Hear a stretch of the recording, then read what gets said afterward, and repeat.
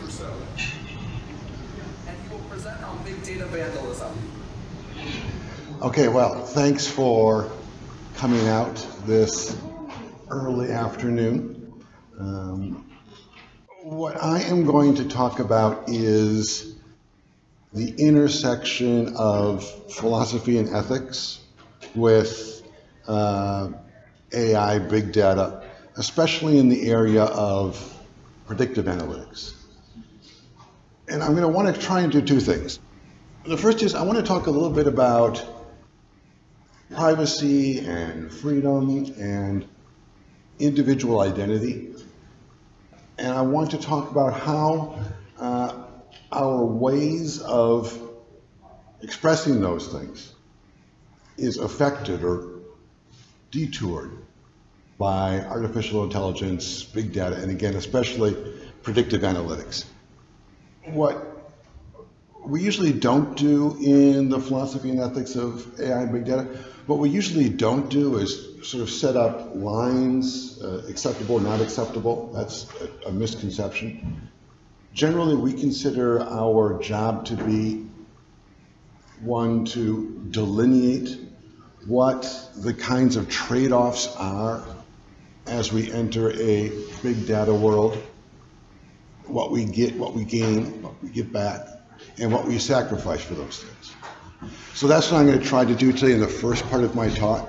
I'm going to try and talk a little bit about the kinds of pleasures and conveniences and safety that artificial intelligence can offer, and then talk about how we give up some of our ability to define our personal identity, some of our autonomy and freedom, some of our privacy. So that'll be the first thing. And then the second thing, we'll see if we get to it. We'll go as long as we can. The second thing is we will also discuss sort of a strategy for what I call big data vandalism. That is a way that you can act within a big data reality to try to recover a little bit of the freedom and identity that you've lost. It's just one thing you can do. It's not a prescription, it's not a suggestion, it's just a possibility, opportunity. But we'll get to that, we'll see. To start though, what I was most interested in is trying to see how big data technology intersects with the human experience. And so I've been looking at this publication by the Geneva Association. This is a think tank in Europe. What they're interested in now, especially in the area of big data, is two things. First, this idea of a feedback loop to consumers. That is the idea that instead of the insurance companies issuing you a policy and then asking you to live within those rules, they have the possibility of creating a fluid policy, which shifts or changes with your behaviors and your activities.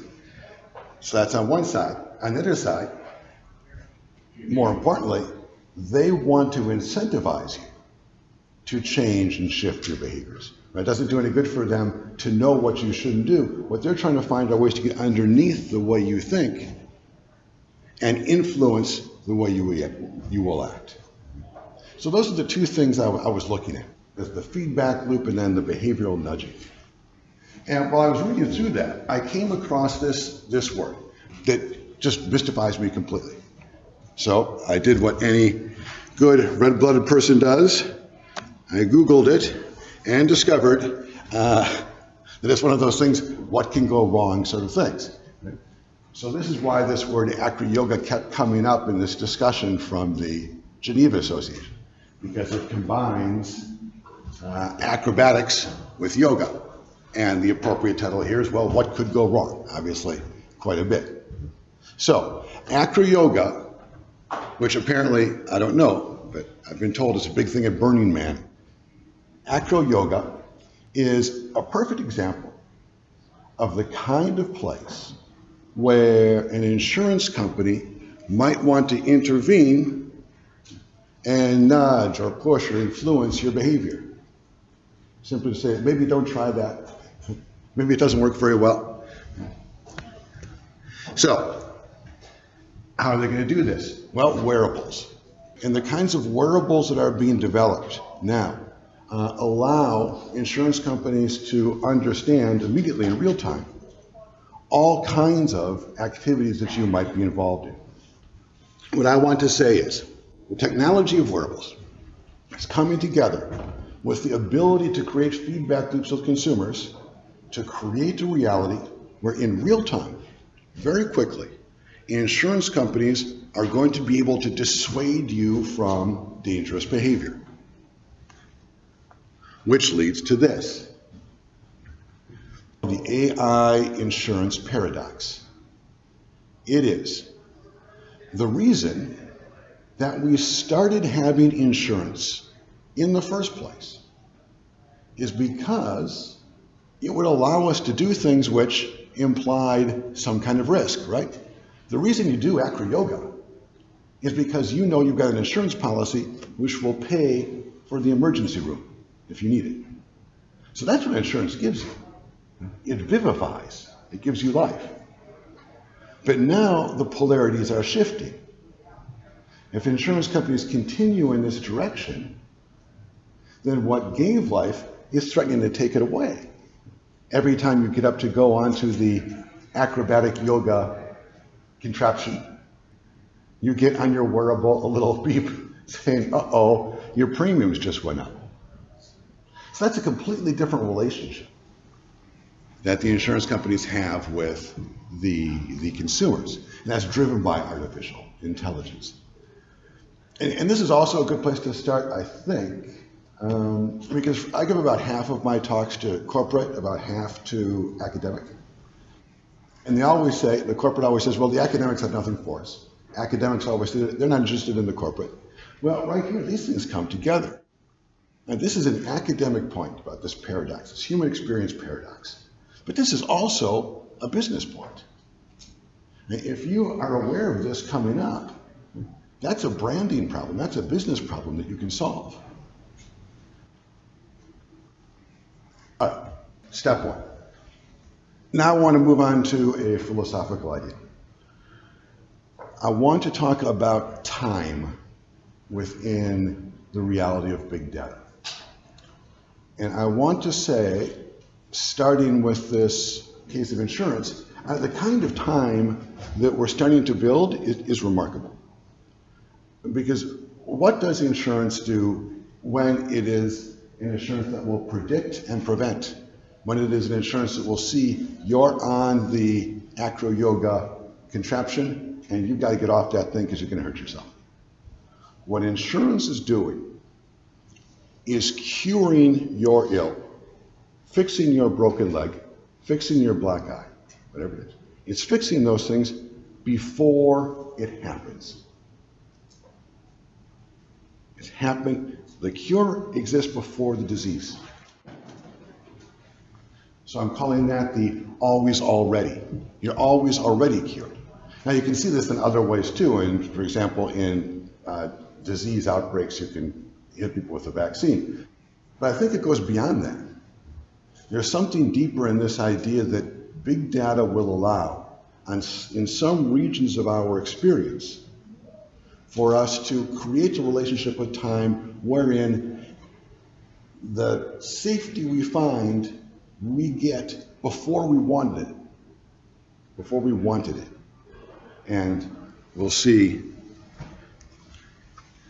across the consumer spectrum, this is a professor at NYU. He writes of a future in which a company could send a coupon to a potential customer before she even leaves for a shopping trip she didn't even know she was going to take. That future is now. In fact, it's so now, it's almost yesterday. That's that always already time in the consumer realm. Now let me give you a simple example. We've all done this. We've all known this. We've all been watching a TV show. This is Photo, Agatha Christie mystery, and Netflix and Amazon. And before the show ends, the next one is already going. It's not a suggestion anymore, forget that. It's already running. It's at 0 seconds. Right? It's starting right now, before the last one ended. That's always already satisfaction. Because you're getting it before you wanted it. Just like in the insurance company, they healed you before you had the injury. Here you're getting satisfaction, you're getting pleasure. It's a minor pleasure, it's viewing pleasure, but it's pleasure. You're getting it before you wanted it. And that happens in two ways. It happens first in the sense that you're getting this particular show, Poirot, instead of some other show. And then on a level above that, you're getting to watch TV instead of going golfing or something. So it's on two levels that this is happening. You're getting satisfaction in terms of what you're watching, and you're getting satisfaction in the sense that you're watching instead of doing something else. That's satisfaction on two levels that you get before you wanted anything. That's always already time in the consumer world. Just like in healthcare, so too in front of the TV. It's not, I really want to stress this, it's not that your desires and wants are being satisfied. It's not that you want something, then you get it. No, it's that you're getting before you want it. There is no wanting. Wanting is being annihilated in this case. It's a very delicate mix, right? They have to hit you with the show at exactly the moment where the wanting would appear. If they get you too early, and then it interrupts the last show, and you say, well, wait a minute, don't interrupt my show. If they get you too late, there's this break, and you ask yourself, okay, that show is over, what do I want? They find the perfect spot, the zero spot. The zero spot is the place where you're just about ready to say, what do I want? But you can't ask. You're cut off by the program which is proposed for you by the big data. Always already wanting is the annihilation of, always already having is the annihilation of wanting, the annihilation of desire. All right, so that's an introduction. Now let's flip it up a conceptual level. Beyond simply the movie or the insurance, there's also a kind of thought experiment you can do. You can imagine a world, experience in general, the whole thing, everything, from morning to night, which is like the experience of always already getting the movie you want. And I'm calling that Euphoria Convenience. And so I'm saying, look, of course, this isn't true, this isn't happening today, this week, this month, this year, but we can think it through, we can imagine it. That everything that happened just like that TV show. At the moment, just at the moment you were thinking of wanting, you get whatever it is you want, everything. Imagine that across all experience. I'm calling that Euphoria Convenience. And this, Euphoria Convenience, is a mess of paradoxes. The first paradox is, the only way you know you want something is that you already have it. That's how you know you want something. Since remember, within this thought experiment, you're always getting everything just at the moment before you want.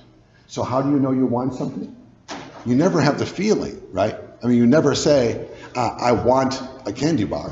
I want to go to a movie. No, that feeling never happens. Always already have what you want. So how do you know what you want? Well, it's just what you have. That's it. And that's the only way you can know. And then going the other way rather, if you do physically feel a sense that you want something, well, what does that mean? Well, within this experiment, what it must mean, what it can only mean, is that you don't actually want it. Since the entire thought experiment is built upon the idea that we always already have whatever we want. So, concluding point here.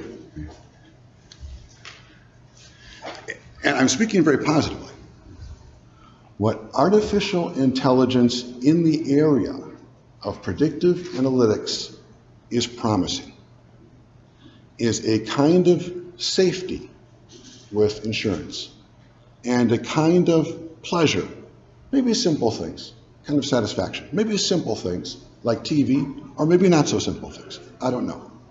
But whatever it is, it's a kind of safety, pleasure, and convenience that is so good, so pure, so perfect, that you cannot think it. It's not possible to think it because you can't ever get away from it and look at it. You always already have it.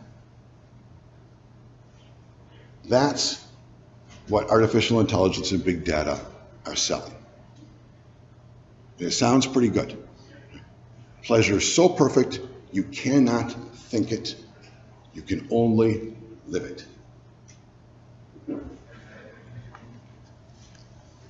So that's the first conclusion.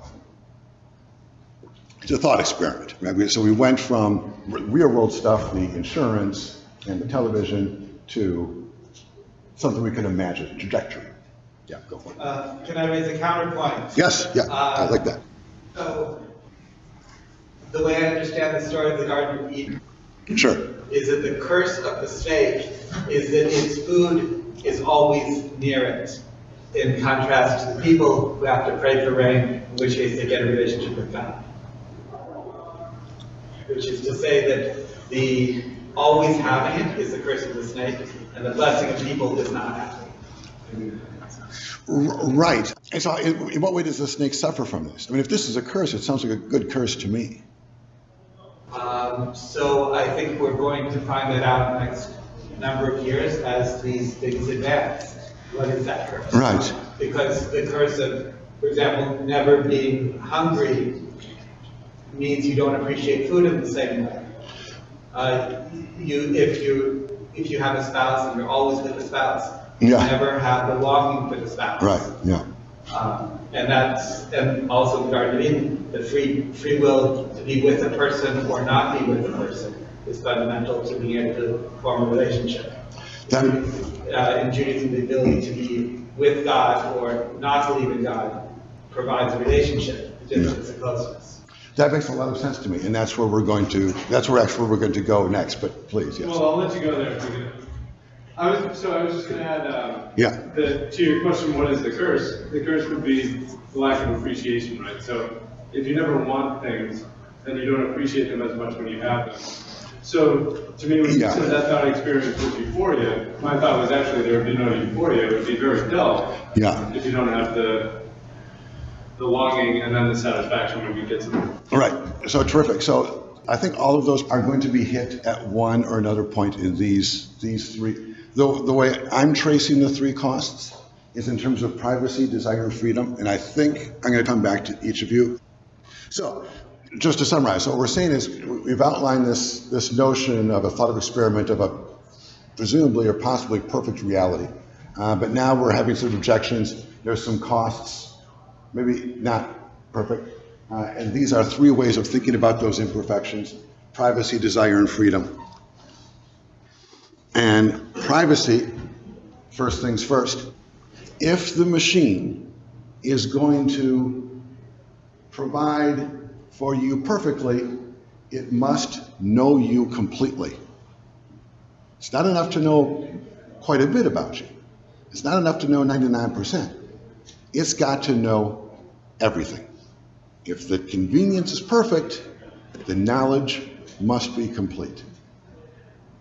So privacy is no longer something that we can defend or want to defend if we want this euphoria. And then this is just a good slide, though we're with experts here, we don't need to talk about it too much, but just here, these are 3 data points pulled from a phone. Just those 3 points tell you an extraordinary amount about the person behind this phone. And that's just 3.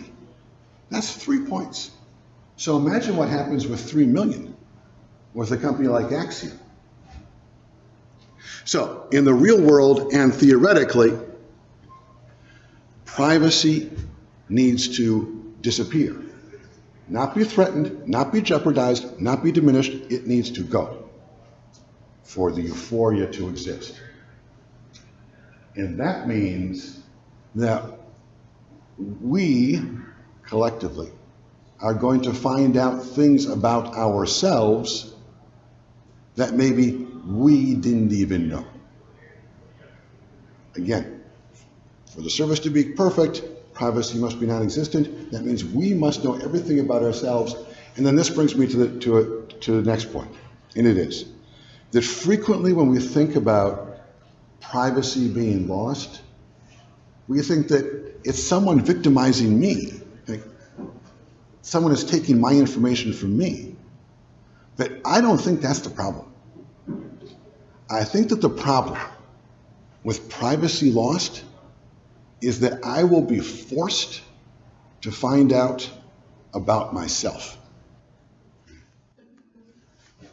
And as will each of you. So I'm not sure, and this is the first question I want to ask against Euphoria Convenience, I'm not sure if everyone wants to know everything about who they are. Do you really want to know yourself? That question starts to build up a counterbalance against this idea of euphoria convenience. Question. Yeah. If, for example, Netflix can determine what we're going to watch before we watch it, and we're 100% satisfied with it, right. It means it has perfect knowledge of what we in fact will watch. And, right. And likewise, if you could have an infinite satisfier on everything that we might do, it will have essentially infinite knowledge about us, yeah. whether or not we have that knowledge. And right. it's not data that it doesn't even need to collect the data anymore because it already has it in the model. Right, and then to complete that is we learn about what we want because of what we get, not because of what we feel the urge to have. Right? Which is go back to the point you originally made. Right? So the circle kind of closes there. And then here is where I am trying to get the point that you made. The point that the two of you were making, what would it feel like to never want anything, right? Exactly. I proposed originally that feeling would be euphoria. It would be tremendous, great. But you can ask, just like you guys did. I'm not sure. And then there's also a related question, and that is, who would feel it? Because part of the way that we define who we are in the world, part of the way I know who I am, is through the things that I want and through making decisions. Oh, I want to go to Hawaii, but I also want to be able to pay my rent. So I guess I will go to work today instead of going to the airport. This is the way we go through life, defining ourselves, or simple decisions like that. Some are more serious, about people we want to be with, careers we want to undertake. It's not so much that we are somebody and then we do things out in the world. It's that we do things out in the world, and that's how we learn about it. That's how we define who we are for ourselves. That's how we make an identity for ourselves. But if we're always satisfied immediately, we never have that opportunity. So there's the 2 points. There's the point that which both have been made already perceptibly, that it's not clear if the experience would be great or not, and it's not clear that I'm there to have the experience. And then finally, it's not just that we define ourselves through our choices, but that's also the way we express human freedom. What it means to be free is to experiment. Freedom is the ability to try this and try that and then decide. But that's evaporating within a perfect artificial intelligence, big data reality. And then this is a show called Tinder Live. This lady Moore, the woman on her left, she does her Tinder Live in a theater at night. And it's a very interesting experience as she goes through and says, well, I like this man for this reason. I want to connect with him. Don't like this man. And then she tries to connect, and then they message, and you're seeing on the screen all the messaging going back and forth. So you see happening live what it looks like for someone to define themselves through a potential romantic partner. So You ask yourself, well, so the guy writes back, well, I like going to motocross races. Well, that forces you to say, well, am I that kind of person? Do I like going to motocross races? I don't know. That's what happens on this show, though. You see people finding out who they are. Oh, you see her, Lane Moore, finding out who she is. So, what I wanted to say is that there is the potential within big data AI reality for safety, that was the insurance example, convenience and pleasure, which is so perfect, it's euphoria. But the costs are privacy, our desire, and then maybe connected with that, the point you made, like feeling good. Maybe we don't feel good getting everything we want. But I want to come back to you on that. I mean, isn't this the couch potato, that experience? I mean, isn't that the experience of getting exactly what you want, just at the moment you want it? I mean, not all the time, but sometimes, right? You're just laying there. Does that feel good? No. Are you asking me? I'm asking the world. I'm asking reality. I mean, it doesn't. I'm thinking this through right now. Right now. I mean, afterwards, it doesn't feel good, right? I mean, afterwards, you feel like, geez, I just wasted the evening. But. Sorry? That goes through for a lot of TV watching. Right. Yeah, I suppose so. But it's especially intense with that when you get that show you want, it just hits you right when you're done. So you have no escape. But it feels good that you've got no escape. I don't know. I'm not sure. I think that the feeling you have when you say you don't like it comes after you leave. If you never had to get up from the TV, you had infinite supply of Doritos, right, and just constant shows, I'm not sure. I'm not sure that you would have. I'm not sure that would not be euphoria. I'm not sure. I think that might be a kind of euphoria. I think the snake might be happy. I think God might be wrong about this one. Your eyes would hurt, you get dizzy. You're right. I added that there's Doritos there's infinite Doritos. Right. So that's where we're at. I want to say that for those of us who work in the philosophy and ethics of AI and big data, in general, the kinds of contributions we can make and the kinds of things we can say occur somewhere in this area. There are different takes on it, different kinds of questions that get raised, but most of them reduce to something like this. With the exception of, quick footnote, with the exception of debates about fairness and accuracy in machine learning, those are more statistical ethical questions about what fairness is. These are more humanistic ethical questions. Good. So, are we good with this? Mm-hmm. The thing about privacy, Yeah. the different cultures hold privacy in different levels of importance. Right. I've read an article somewhere that in Asia, some countries, they do not care much about privacy. All they want is everything instantaneous. Whereas in Western world, like here, definitely. So, any thoughts on that? Yeah. First, good academic answer. There's a great book by a guy named Weston called Freedom and Privacy, in which he discusses exactly that. It was written in 1965 or something, and he talks about different places in the world and different visions of privacy. So there is actually literature on this question. My response is somewhat weak. What I'm going to do is I'm going to retreat from your question by saying, look, even if you have people living in a one-room house, they have no privacy. The whole family's in a one-room house. Like the stove is here, and they sleep here, and there's no walls, nothing. Even there's information they have about themselves that they don't know. Even there are things that even if they wanted to share, they couldn't. Right? There's a kind of privacy loss which goes beyond what you can expose.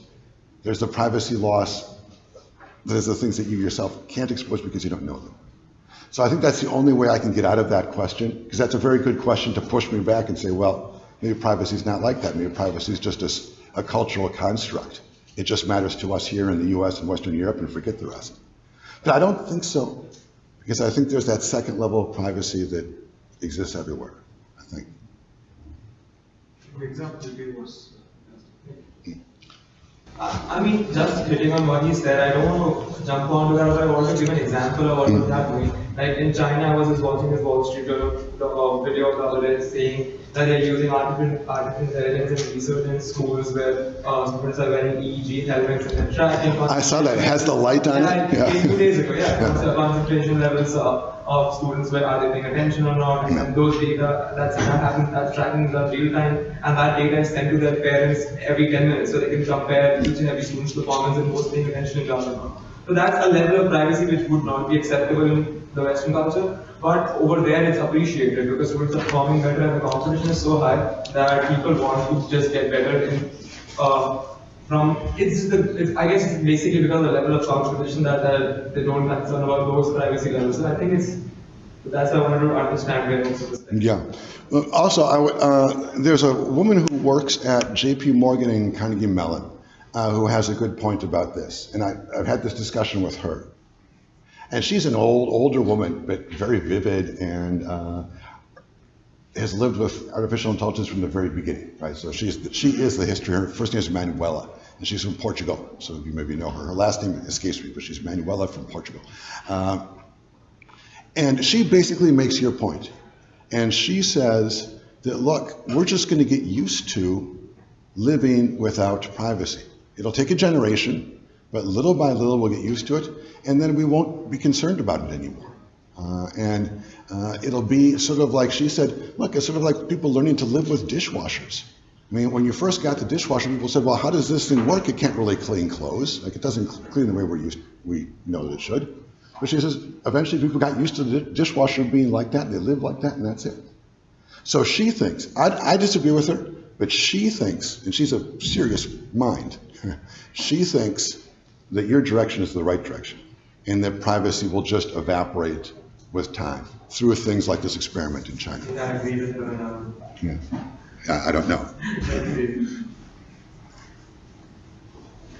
Good, so we're set with that then. If this is the big data AI condition, it seems to me that right now as human beings, this is the kind of dynamic that we live in.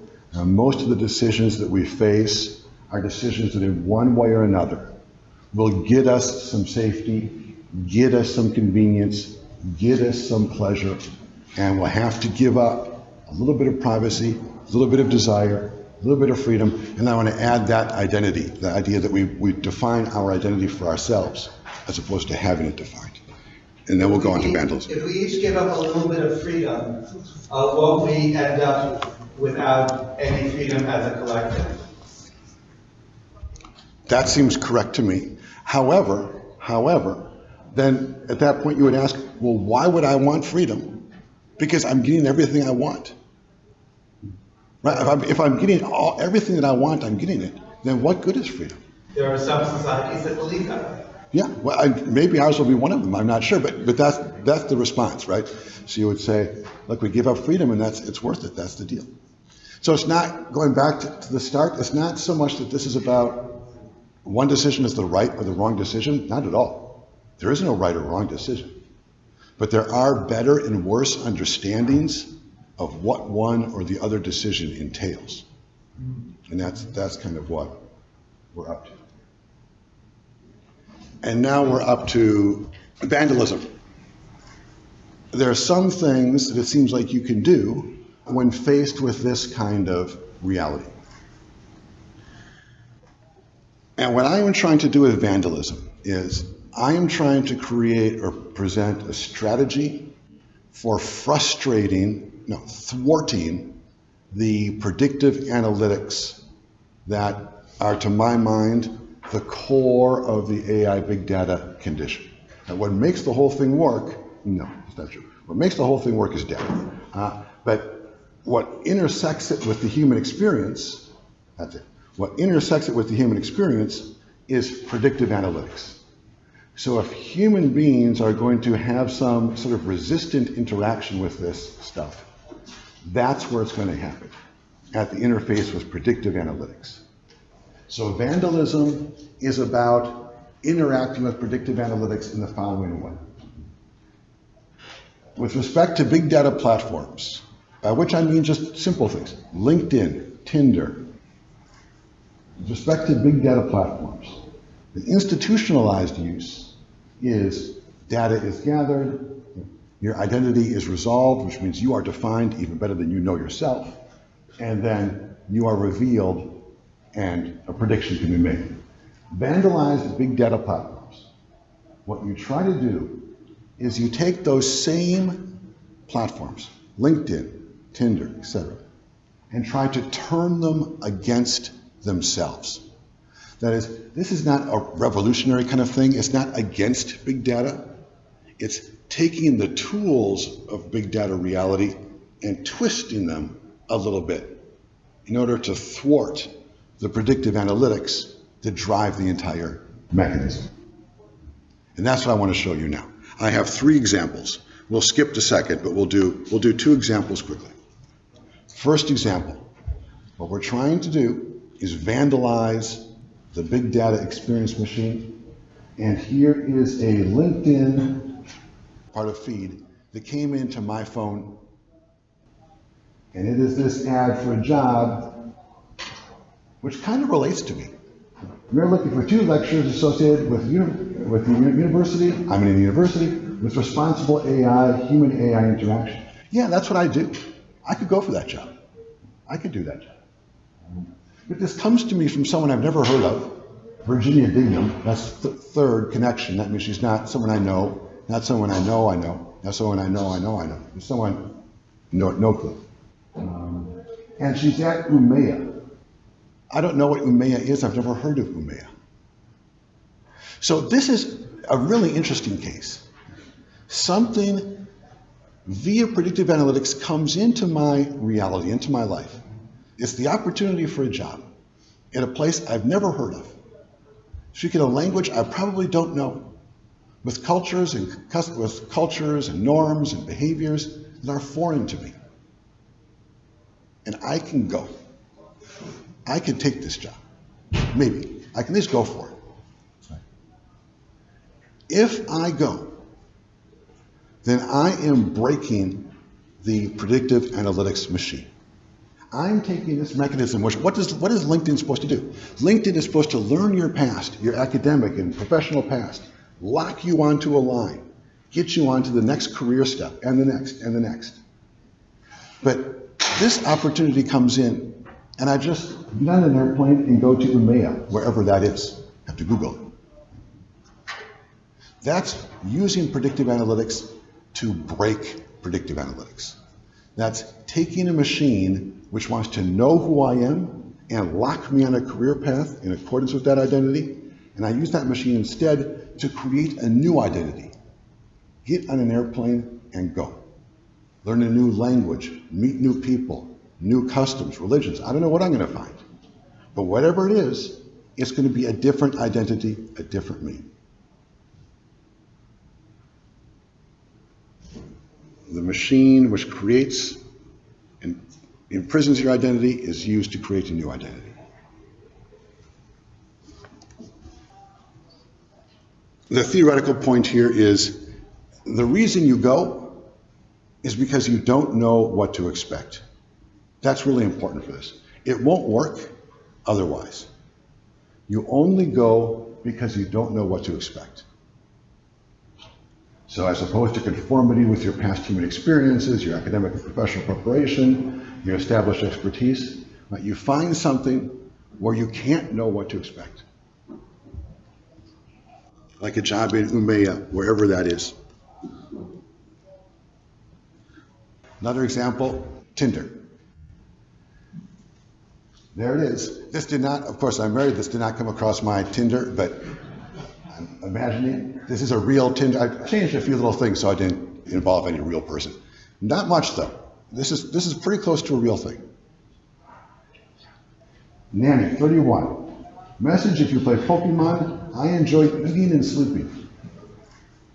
I don't know about you, but for me, this woman would be a reality unlike any other I have known. It would be a complete trip. connect with her, and see where it goes. What Tinder is supposed to do is identify women that cohere with the kind of woman I've always had, right? Because what does Tinder know? Tinder knows the dates I've had before. So they've learned. He likes brunettes, not blondes. He likes intellectuals, not sport women. He likes da-da-da. And Tinder goes down and identifies the right woman for me. But then this comes up. This is a completely different world, a completely different reality. And all of us know from our couplings that anytime we couple with someone, it's not just a new experience, it's not just a new person, it's a new ourselves. We become new too, right? And different. So here too, Tinder, or any online matchmaking device, which tries to learn who we are to get us funneled and focused right to the perfect mate, is instead exploited to find some completely different experience. And it's not because, this is critical, it's not because we're against big data, it's not because we're trying to ruin the machine, no, none of that. We're just using the machine to create for ourselves a different reality. But if if I went with Nanny, I wouldn't be doing that because I want to ruin Tinder. I wouldn't be doing that because I'm against AI or big data. No, I'm just vandalizing it. It's a little thing for me.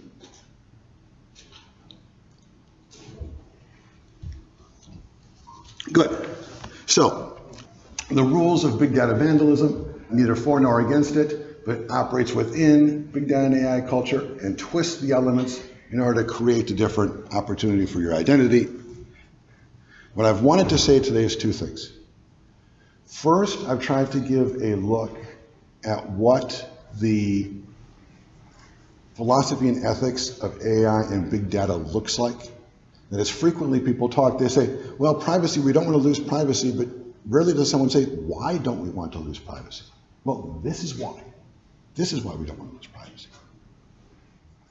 So I've tried to give a sense of what happens with privacy, identity, freedom, safety, convenience, pleasure, how all those things are involved in this trade-off that hopefully we can come to understand a little better as we continue working through AI and big data reality. That's the first thing I did. And then the second thing I did is I said, it's not just an either-or choice.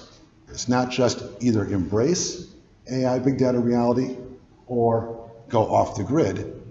No, there's all kinds of other possibilities that are out there between those two extremes, which imply accepting some parts and not accepting other parts. Okay? Terrific. Thanks for coming.